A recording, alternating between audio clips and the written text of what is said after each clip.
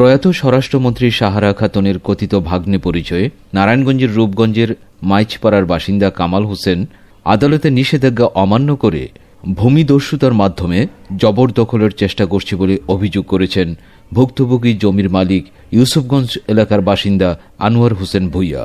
18 November সকালে এমন ঘটনায় ভুক্তভোগী আনোয়ার হোসেন ভূঁইয়া জানান, রূপগঞ্জ থানাধীন গনি মৌজায় RS 85 নং দাগে 19% জমি ক্রয়সূত্রে মালিক হয়ে 18 বছর যাবৎ ভোগ দখল করে আসছিলেন। বিষয়টি নিয়ে বিরোধ তৈরি হলে আদালতের মাধ্যমে একাধিক রায়ে বৈধ মালিকানা পায়।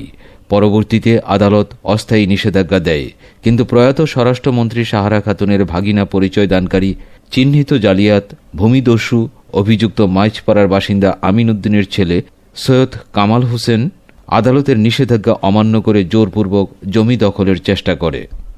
এ সময় রূপগঞ্জ থানায় অভিযোগ দায়ের করা হয়েছে। অভিযুক্ত কামাল হোসেনের সাথে মুঠোফোনে কথা হলে তিনি জানান, জমি নিয়ে আদালতে মামলা চলমান, তাই জমির দখল দেখাতে চেষ্টা করছি। রূপগঞ্জ থানা উপপরিদর্শক SI টিপু সুলতান বলেন, আদালতের নিষেধাজ্ঞা অমান্য করে জমি সংক্রান্ত বিরোধের জেরে উত্তেজনা তৈরি হলে খবর পেয়ে ঘটনাস্থলে পুলিশ ফোর্স সহ এসে পরিস্থিতি শান্ত করা হয়। এ ঘটনায় আইনি পদক্ষেপ চলমান রয়েছে। আদালতের নিষেধাজ্ঞা অমান্য করিয়া এখানে বিল্ডিং গড় করার চেষ্টা করছে। আমরা আসার পরে আমি থানায় ফোন দিই, পুলিশ আসছে, পুলিশ আসার পরে পালাই গেছে আবার যে কোনো সময় আসতে পারে, ঘর বাড়ি উঠাইতে পারে এবং আমার প্রাণনাশের হুমকি দিয়ে আমার যে কোনো সময় মেরে ফেলতে পারে। আমি SA 731 RS হলো 852 দাগ 2008 সনে ক্রয় করা ভোগ দখলে নিগত আছি।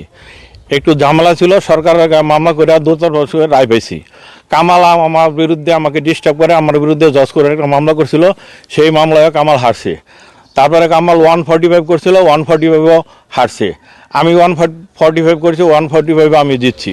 এখন আজকে 18/11/2025 তারিখ কামাল তার গুন্ডা পান্ডা ভূমিদস্যু কামাল গুন্ডা পান্ডা নিয়ে আমার জমিতে জোর করে এই ওয়াল করার ঘর করার চেষ্টা করছে। পরে আমি থানায় সংবাদ দিই, থানাতে পুলিশ আছে, ওনারা এসে দেখছে যে ঠিকই কামাল জোর করে আমার জমিতে প্রবেশ করার চেষ্টা করছে এবং করতেছে এবং ঘর উত্তোলন করার চেষ্টা করতেছে। আদালত থেকে আবার নিষেধাজ্ঞা জারি হয়েছে, এই অন্তর্বর্তীকালীন নিষেধাজ্ঞা জারি আছে আমার পক্ষে। আমি প্রতিকার মানে জোর করে আমি এটার প্রতিকার চাই, আমার জমিতে যেন কেউ না আসে। কামাল আগে নীলার পরিচয় দিত, কামাল হলো নীলার আপন চাস্তো ভাই।